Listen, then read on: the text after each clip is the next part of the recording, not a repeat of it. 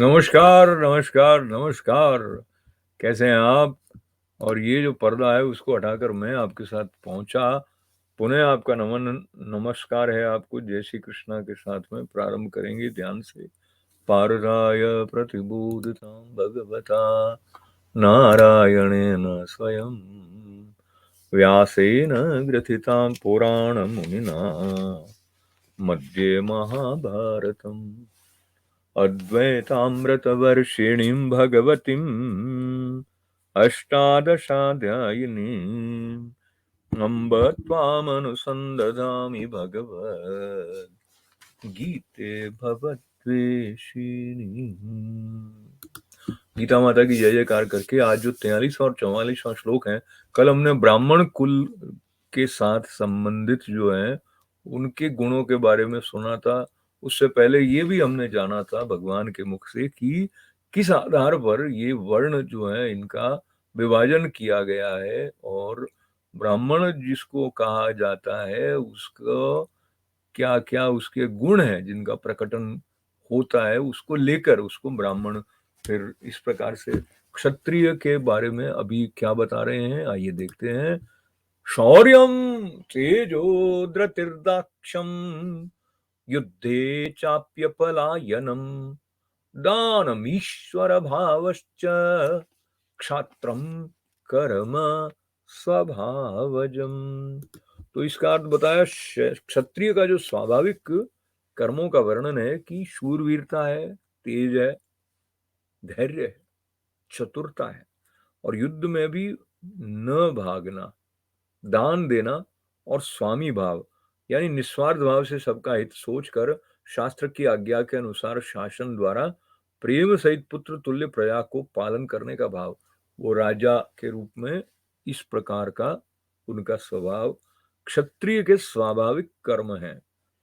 अब इस बात को लेकर थोड़ा सा चिंतन हमें करना चाहिए कि क्या बात है कि अमुक परिवार होगा, उसमें क्या इस प्रकार के ही बालक होंगे जो सभी शूरवीरता, तेज, धैर्य, चतुरता और युद्ध में डटे रहने की भावना वाले होंगे? संभव है, संभव नहीं भी है। पर ये बहुत स्पष्ट है कि जो गुण हैं, उनके आधार पर ये वर्ण का भेद हुआ है। तो कोई मनुष्य ब्राह्मण कुल में जन्म परिवार की दृष्टि से लेकर भी क्षात्र धर्म या क्षत्रिय भाव में अधिक प्रतिष्ठित हो, तो ये जो अलग अलग वर्ण है इनके आपस में आना जाना जो है उसका प्रावधान भी ऐसा लगता है कि शास्त्र ने जिस तरह से वर्ण को विभाजित किया है वो रहा है। पर हम जिस युग में आ गए हैं वहां अब अगर हमें शौर शौर शौर्य की बात करनी है तो पता चलेगा कई जो कि वणिक कुल के साथ परिवार के अंदर जन्म लेने की दृष्टि से संबंध रखते हैं, पर उनमें भी शौर्य है और उन्होंने भारत की सेनाओं में युद्ध क्षेत्र में भी बड़ा पराक्रम किया है। और कई ऐसे हैं जो क्षत्रिय परिवार में जन्म लेकर बहुत अच्छे व्यवसायी हैं। तो ये जो वर्ण का भेद है वो एकदम रिजिड नहीं है शास्त्र की दृष्टि से। हमने उसको कैसे अपना रखा है वो बात अपनी जगह पर है। पर क्षत्रिय धर्म के बारे में सुनने के बाद में जो अगला श्लोक है 44वां, उसमें भगवान जो वैश्य और शूद्र का जो स्वाभाविक कर्म है उसके बारे में क्या बता रहे हैं। कृषि गौरक्ष वाणिज्यम वैश्य कर्म स्वभावजम परिचर्यात्मकं कर्म शूद्रस्यापि स्वभावजम।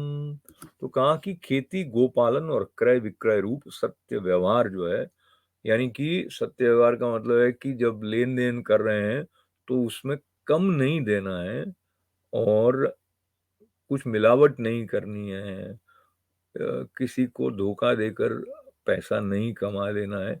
इस प्रकार के जो दोष हैं उनसे हटकर जो सत्य पूर्वक व्यवहार करना है वो सत्य व्यवहार कहा गया यहाँ पर। कहाँ? यहाँ कृषि गौरक्ष वाणिज्यम वैश्यकर्म स्वभावजम परिचर्यात्मकम कर्म शूद्रस्यापि स्वभावजम। अब इसके बाद में ये बताया कि जो अ, सब वर्णों की सेवा करना शूद्र का स्वाभाविक कर्म है।